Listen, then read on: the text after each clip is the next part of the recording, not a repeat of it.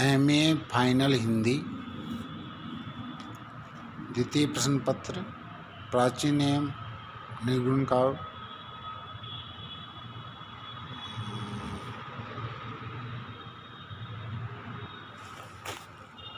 नमस्कार विद्यार्थियों, आज हम जायसी की काव्यगत विशेषताओं का वर्णन करेंगे।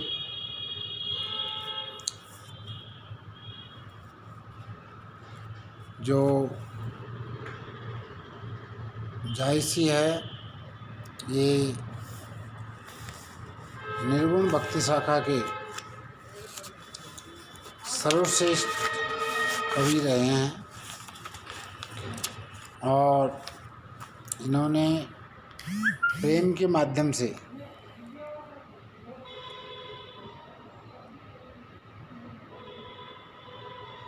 ईश्वर प्राप्ति का संदेश दिया है।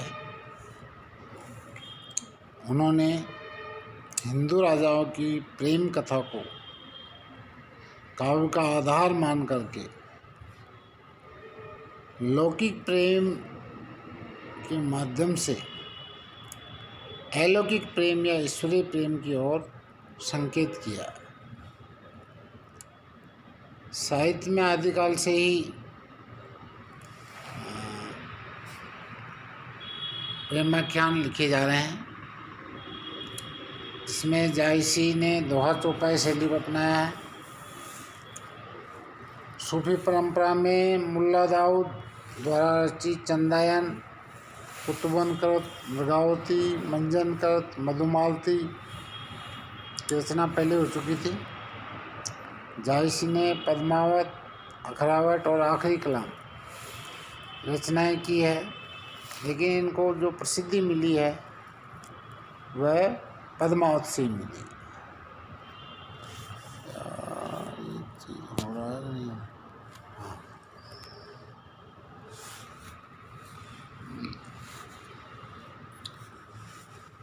जायसी की काव्यगत विशेषताएं।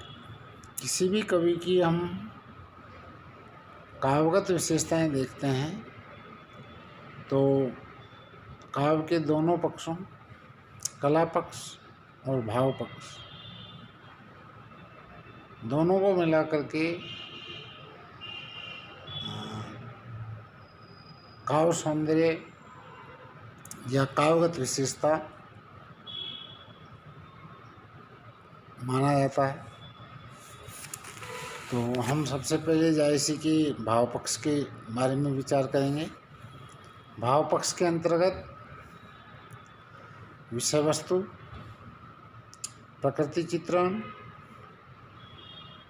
रस योजना, इसका वर्णन हम करेंगे। तो जायसी की विषय वस्तु का जहाँ तक प्रश्न है, उन्होंने हिंदू राजाओं की प्रेम कथा को अपने काव्य का आधार बनाया है और प्रेम निरूपण के ऊपर ही उन्होंने बल दिया है और उन्होंने लौकिक प्रेम के माध्यम से अलौकिक प्रेम का संदेश दिया है। यदि हम उनकी पद्मावत रचना को देखें तो पद्मावत रचना में जो पद्मावती है वो ईश्वर का प्रतीक है और रतनसेन साधक का प्रतीक है। रतनसेन पद्मावती को प्राप्त करने का प्रयास करता है, इसका मतलब है कि साधक ईश्वर को प्राप्त करने का प्रयास कर रहा है। मार्ग के अंदर जो बाधाएं आती है वह एक तरह से साधक के मार्ग में आने वाली बाधाएं हैं। अल्लाउद्दीन को माया का प्रतीक बताया गया है, राघव चेतन को शैतान का प्रतीक बताया है, हीरामन तोता को गुरु का प्रतीक बताया गया है। तो इस प्रकार इस लौकिक कथा के माध्यम से जायसी ने अलौकिक या ईश्वरीय कथा की ओर संकेत किया।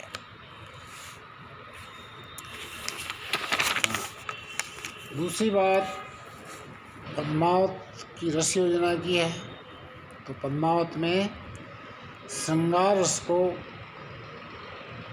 विशेष महत्व दिया है और श्रृंगार के दोनों पक्ष संयोग और वियोग इसका उन्होंने वर्णन किया है।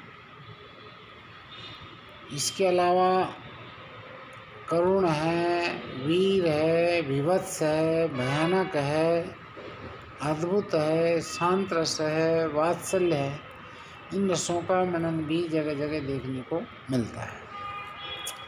और नागमती का जो विरह वर्णन है वह हिंदी साहित्य का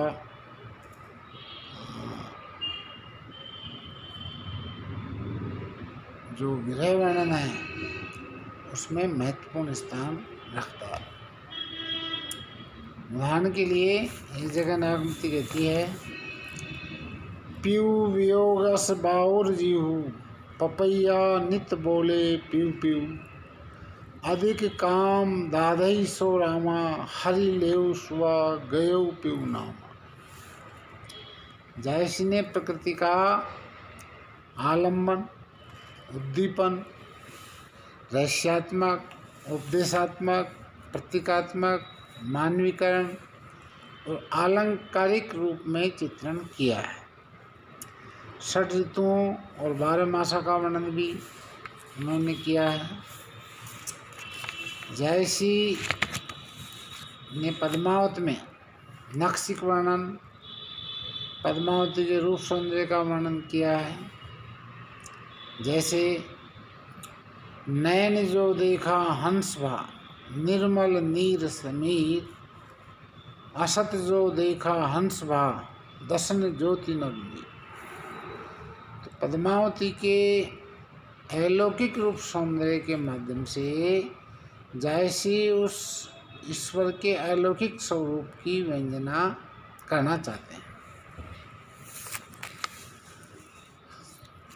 जायसी का जो रहस्यात्मक है वाद है वह एक तरह से पद्मावती को ईश्वर के रूप में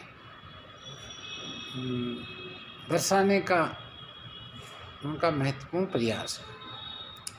कला पक्ष, जहाँ तक जायसी के पद्मावत की कला पक्ष के बारे में देखें तो पहली चीज़ भाषा आती है। तो जायसी ने अवधी भाषा का प्रयोग किया है। उनकी भाषा लोकोक्ति एवं मुहावरेदार है। अभिधा, लक्षण और व्यंजना तीनों शब्द शक्तियों का उन्होंने प्रयोग किया है। पद्मावत में उन्होंने दोहा चौपाई छंद का प्रयोग किया है।